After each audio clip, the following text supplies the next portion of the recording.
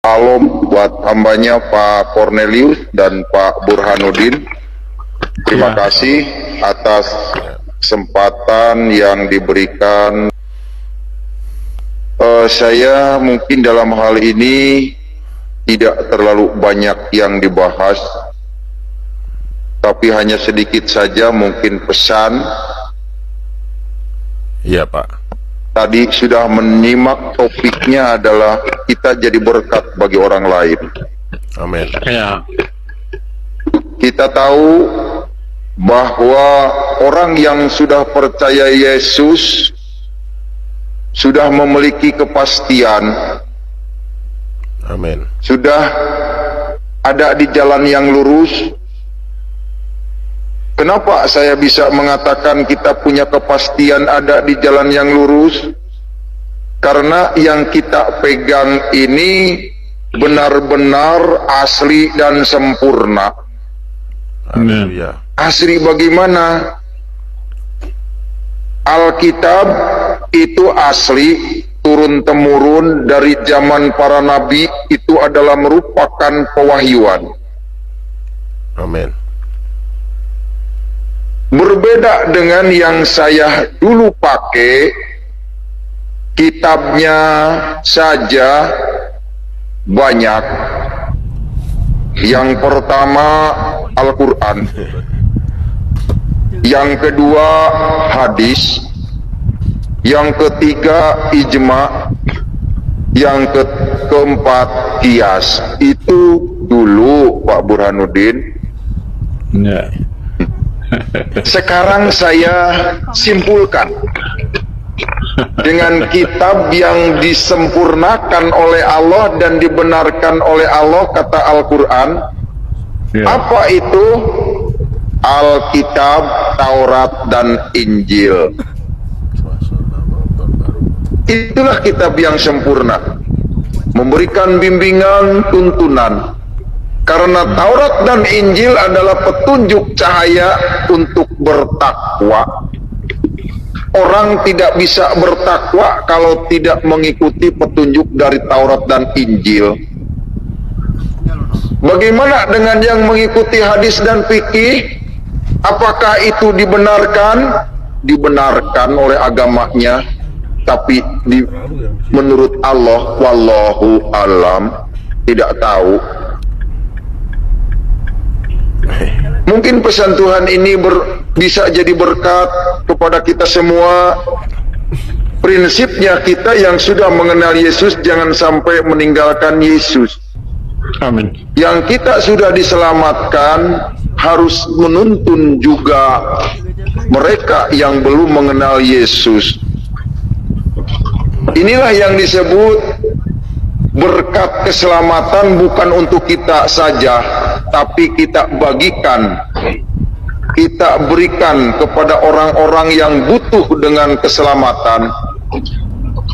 Kita berikan juga kepada saudara, teman kita, bahwa Yesus adalah benar-benar jalan kebenaran dan hidup.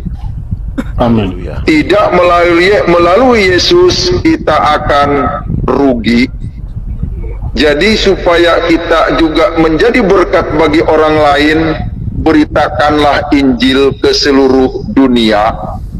Amin. Baik itu dunia maya seperti sekarang atau dunia nyata.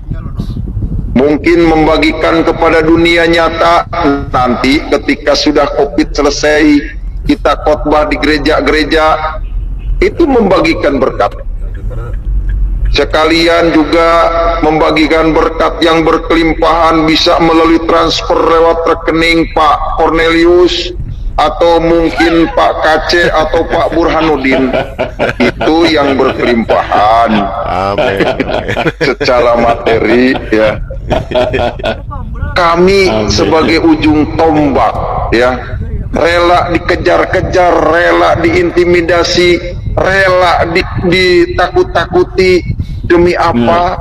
Demi melaksanakan perintah Tuhan Yesus. Kabarkanlah Injil ke seluruh bangsa. Amin. Amin Pak ya. Nah itu Jadi kita menyampaikan kebenaran firman Tuhan ini benar-benar penuh tantangan dan risiko. Coba sekarang Muhammad Kacek sembunyi-sembunyi, kalau tidak dijamin oleh Tuhan, waduh bagaimana hidupnya, perlu makan siang dan malam, perlu pakaian, perlu mandi, cuci dan sebagainya. Coba kalau Tuhan tidak jamin, repot kita, sudah nggak bisa kerja, diintimidasi orang. Tapi disinilah kasih Tuhan Pak Burhanuddin. Amin. Mantap. Ada aja Mantap. orang yang Mantap. tergerak, ya begitu. Ya. Jangan takut Lanjutkan. menyampaikan kebenaran. Jadi orang yang sudah diberkati Tuhan dengan firman Tuhan, saya siang malam selagi ada fasilitas dari YouTube, saya terus mengabarkan Injil. Tapi kalau saya tidak mengabarkan Injil, gelisah rasanya hati saya. Bagaimana kalau saya nanti dipanggil Tuhan belum berbuah? Ya. Inilah tekad Muhammad Kacek yang utamakan berbuah, supaya buahmu itu tetap mendapat berkat dari Tuhan. Amin. Amin. Amin. Saya yakin dan percaya mengabarkan Injil ini tidak sia-sia. Karena memang Tuhan sudah katakan, siapa yang mengabarkan maka akan makan dari Injil itu, pemberitaan Injil. Dan ini yang saya rasakan sekarang. Tidak perlu saya kerja keras secara fisik, saya nyupir bis, nyupir taksi, nyupir truk, nyupir gandengan. Kalau sekarang saya hanya menyupir di mimbar saja, cukup makan, tidur enak, tidak perlu susah. Karena memang janji Tuhan ya dan amin. Tidak ada janji Tuhan yang palsu. Amin. Haleluya. Berbeda dengan dulu, saya menjanjikan kalau mati nanti dapat bidadari 40. Saya menyampaikan kepada orang, tapi saya sendiri bingung masuk surga atau tidak. Wallahu alam. Betul Pak Burhanuddin? Walau bisawab. Wallahu alam bisawab. Coba bayangin, kalau sekarang masih ada orang yang mau wallahu alam bisawab, waduh kebangetan.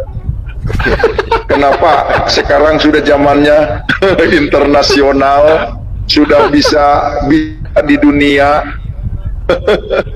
nggak perlu lagi sekarang ikut wallahu alam bisawab. Aduh, iya, benar. Ya kan? Iya. Iya. Sekarang kita langkahnya sudah pasti.